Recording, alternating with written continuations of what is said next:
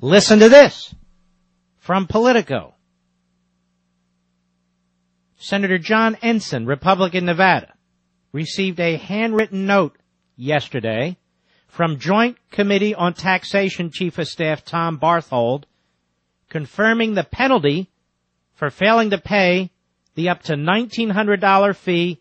You see, you're required to purchase insurance, and if you don't, you're going to be taxed under the bill being considered by the Senate. So if you don't pay the $1,900 fee, that is a tax for not buying health insurance. So what is the penalty?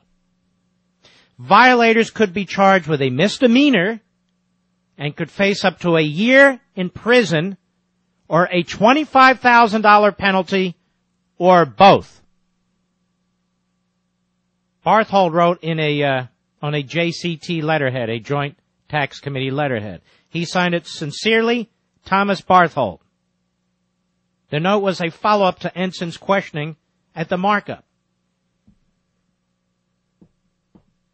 You know, when I started talking about the attacks on your liberty and private property years ago, and when I wrote Liberty and Tyranny, I could see this coming, but I did not see this coming so fast. Nobody did.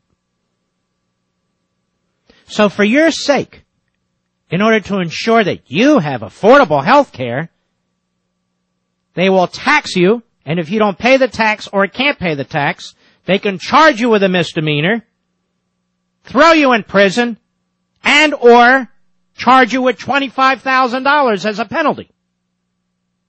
Now this is considered a moderate compromise health care bill. You know, my dad calls me every night. He's 84. And he wants to discuss all this stuff because it really just upsets him to no end. And I'm so worn out by that I can't discuss it anymore. And I know he'll want to mention this because this is so outrageous it's hard to take.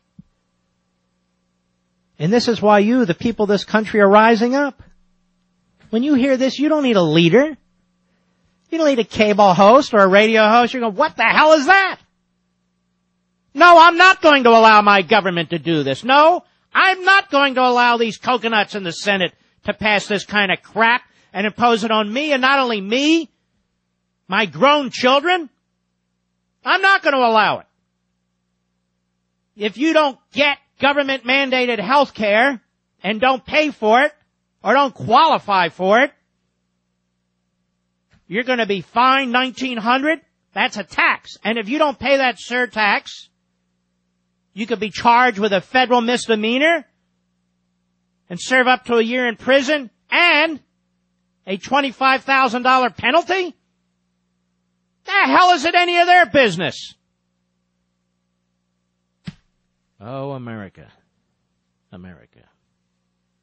Is it America? I'm getting confused on this point too. Let me see if I understand this. If I want to self-insure, that will be a crime. I got that about right?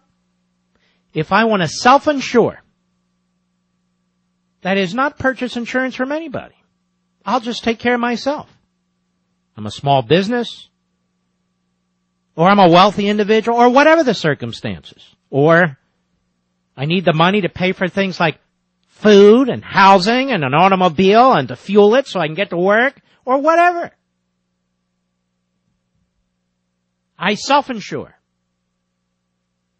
But because I self-insure, meaning I have money in the bank or I'll pay as I go, I don't meet the government's mandates on what it is that I have to do for myself, mind you. Not for somebody else, for myself. That will now be a federal offense. A federal offense! With an onerous penalty of 1 year in prison and a $25,000 penalty. In America, for God's sakes. Gee, I don't remember Obama running on this. Now, I'm the one that called him out as a Marxist and took all the crap from every single quarter, including those who now call him a Marxist. Did he campaign on this? I saw these endless commercials paid for by Acorn and the SEIU and all the rest of them.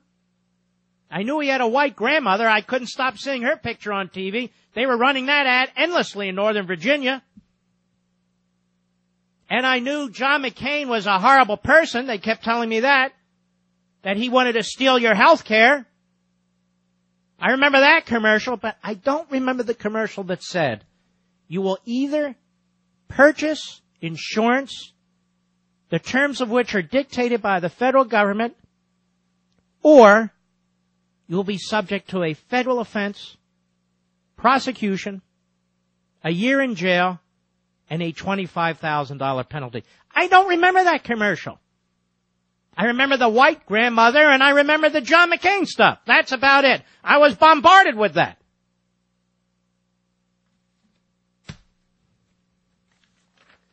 You keep opposing this stuff, folks, because there's nowhere else to go. Mark, what do? You keep up the pressure. And they're starting to feel it. Not starting, they are feeling it.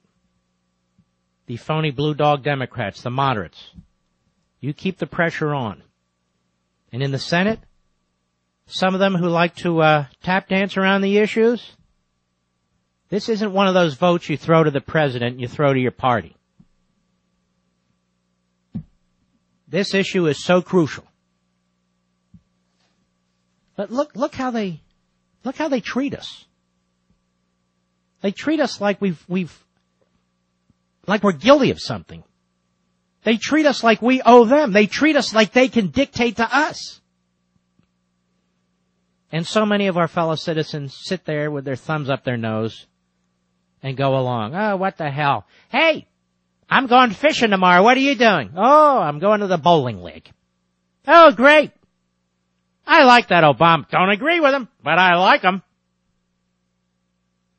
And those Democrats and those statists and those Republicans, oh, they really look out for the little guy, don't they? Unemployment through the roof, taxes through the roof, businesses falling through the floor, home prices falling through the floor. Gee, I love compassionate statism, don't you? I mean, what next? Throw us in prison? If we don't buy a health care policy that they say we have to? No. But even if they do, it's for our own sake. Scary stuff. Every day it's something new. Every day you turn around. Now this is why that big buffoon John Kerry, that D student, doesn't want the final proposed bill released to the public 72 hours in advance of the Senate voting on it, because they don't want us to know stuff like this.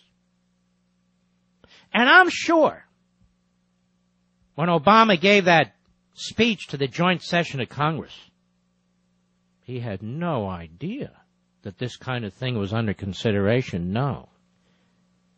The Democrats in the Senate would never tell him what they have in mind. Would they? No. Of course they would. The White House knows exactly what's going on. That jackass Rahm Emanuel, who thinks he owns my country, who thinks it's his plaything, that jackass Rahm Emanuel, he knows this. They all know this. So the American people are going to be punished. But don't worry.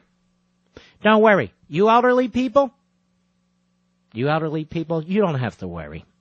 Unless, of course, you get sick. Because there's just not enough money to go around. We gotta spread it to all these new people we're forcing into a system they don't want to be in. We gotta spread it around to illegal aliens. Oops, did I use that phrase? I mean undocumented immigrants, who will soon be our fellow citizens. I mean, we gotta find money, we gotta spread it around. It's the only humane thing to do. And we gotta cut all these tests and these procedures and these drugs and all the research and development. And there's a certain percentage of the population, really small fraction, that gets these really tough diseases and illnesses. We can't really afford to deal with that anymore. Look at the big picture. Look at the public interest. And we're all in this together. And if you don't agree, we're throwing you in prison. A misdemeanor, up to a year and $25,000. You can live with that, can't you? I wonder what the AARP has to say about that. Oh, they're just fear-mongering and scaremongering. They would never do that. This isn't proposed legislation, ladies and gentlemen. This is the 11th hour. This isn't theoretical. This isn't scaremongering. This isn't a talking point.